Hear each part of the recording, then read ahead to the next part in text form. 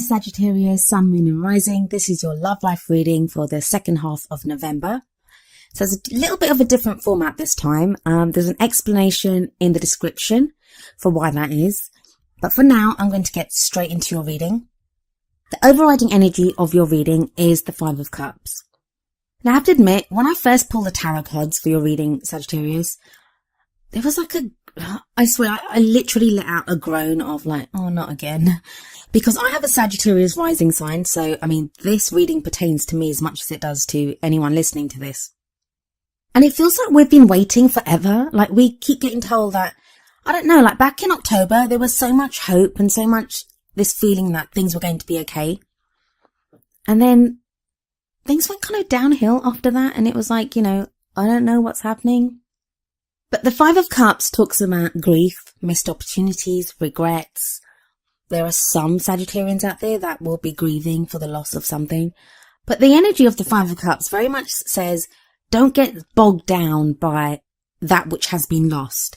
So I think quite a few Sagittarians have been hurt so badly by someone in their past, someone that left them, or, just the loss of a relationship, or just the way they've been treated in a relationship. Even for those of you that are in relationships right now, maybe the way you've been treated by your partner, it's left you feeling so hurt and so dejected, like this guy, kind of bent over the bar, that you may not be seeing that there is still hope there. What this guy doesn't seem to see is that the barmaid, she's bringing over 2 cups, but he doesn't even look up. He doesn't see them.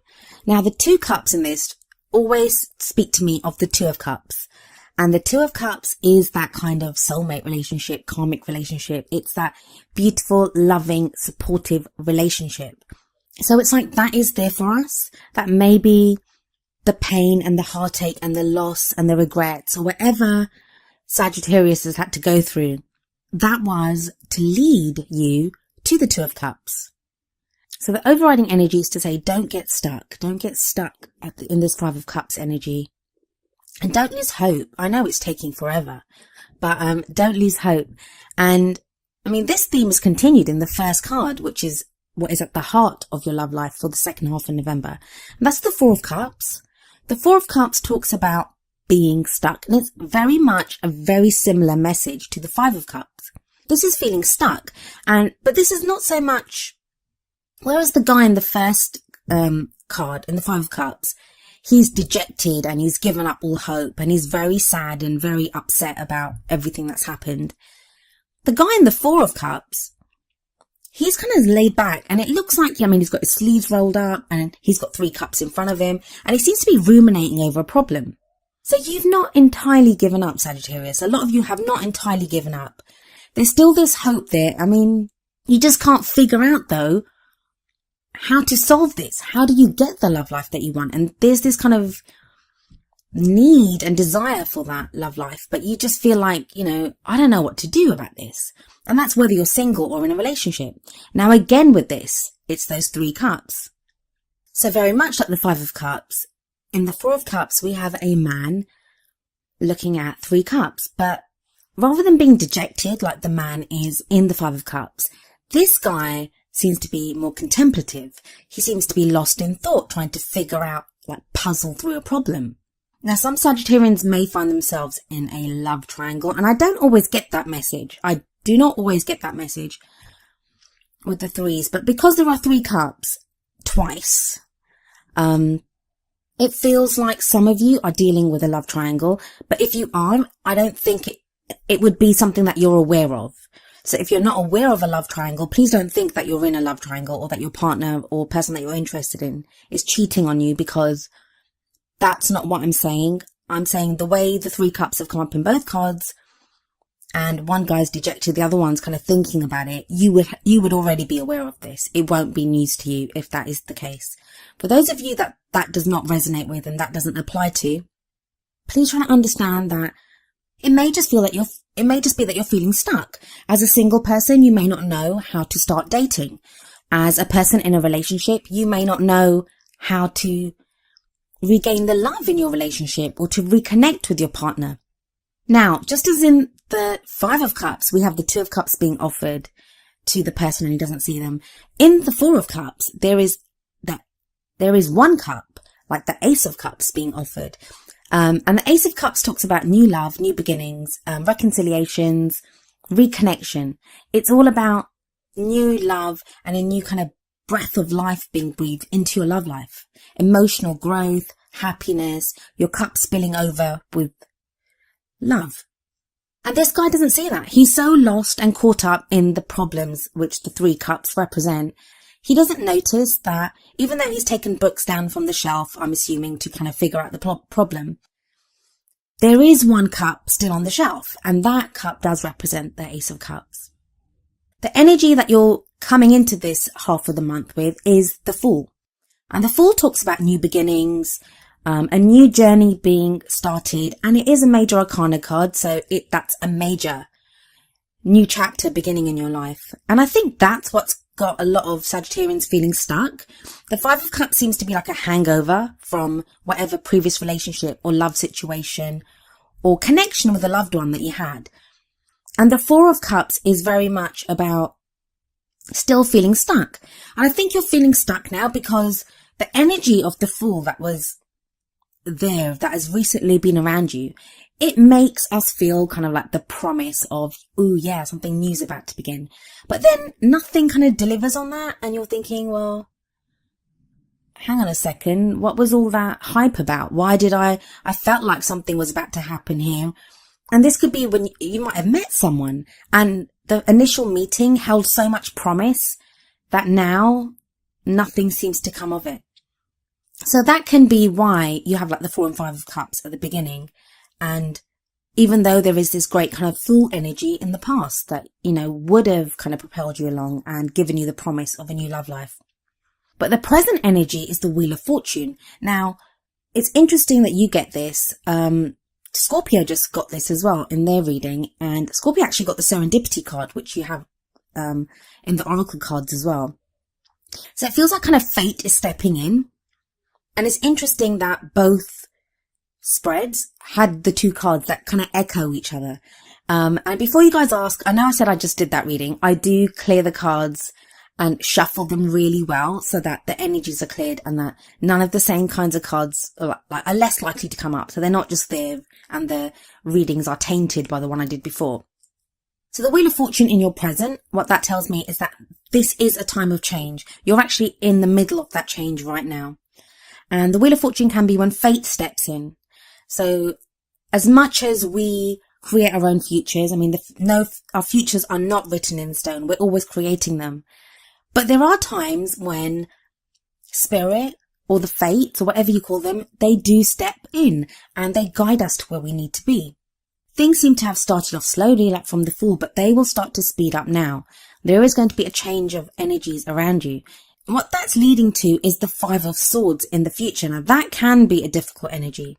And it feels like there's going to be, it feels like conflict. The 5 of Swords can often indicate having to fight for something, having to fight for what we need, what we want.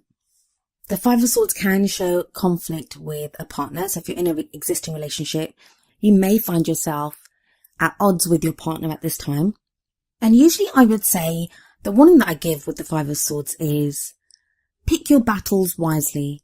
That's what the advice I always give with the 5 of Swords, that pick your battles wisely, because even though it doesn't show that you won't be victorious, the victory may be yours, but sometimes the victory can be empty because it costs you so much, in energy or emotion or psychologically or whatever way, but it may cost you more than you gain from it. However, in this case, I don't get that because we have the 9 of Wands coming up, as where you're headed, as the energy that you'll take into December. And 9 of Wands says, don't give up. Don't give up. You're really close to the end. Look at this guy. He's battered and he seems to be on the lookout. And it seems like he's been doing his job forever and he's tired and he wants to just leave. And that may be that he's been through the energy of the 5 of Swords. So he's been through that conflict. But the 9 of Wands says, you're so close to the end. 10s are all about completion. So 9 is just before that. You're just about to get to where you need to be. Don't give up just yet. Just don't give up.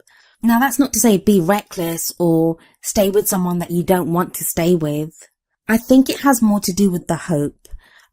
Because the first two cards, the Five of Cups and the Four of Cups, they speak of hope. The Ace of Cups that's being offered to you, the Two of Cups that's being offered to you, that's love and a relationship.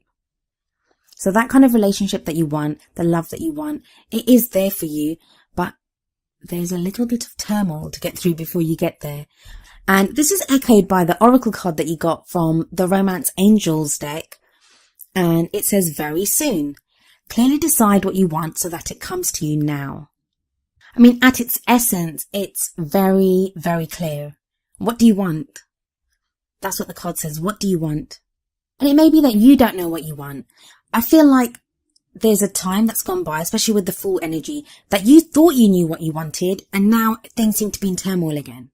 Maybe with the Wheel of Fortune card right now, you've seen a different side of someone if you're in a relationship, or if you're interested in someone, or you're unsure of yourself. You're unsure if you want that kind of relationship. So get very clear on what it is that you want, because the promise of this card is that it is there for you very soon. And that's what the Nine of Wands says as well. That you're almost there. You're almost there. The card from the Wisdom of the Oracle deck is Serendipity, number 18, Serendipity. And I'll read the meaning from the book. The essential meanings are opportunity allied with readiness, the awareness of synchronicity, luck and good fortune appearing as signs and symbols, a magical alignment of events. Relationship message. Spirit has a plan, and that plan is to place you in front of the right person at the right time.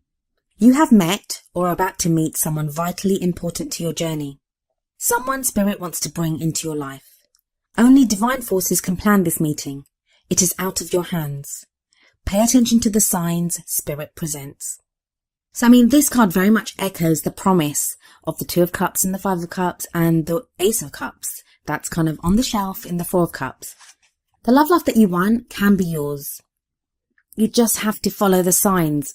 What is it that you want? Have you experienced any synchronicities? Those of you that the Five of Swords is saying that you're fighting against being with someone for whatever reason.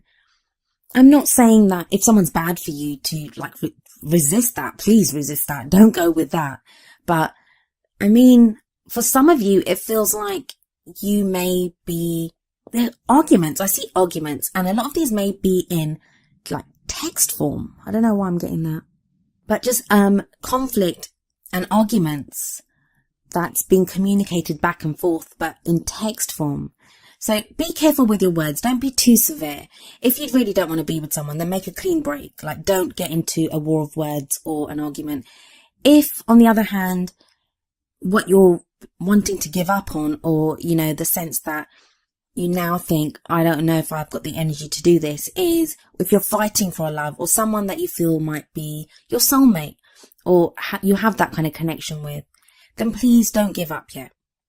Decide what it is that you want. You don't even have to focus on the other person. Focus on what it is that you want. What is it in your heart of hearts that you really want?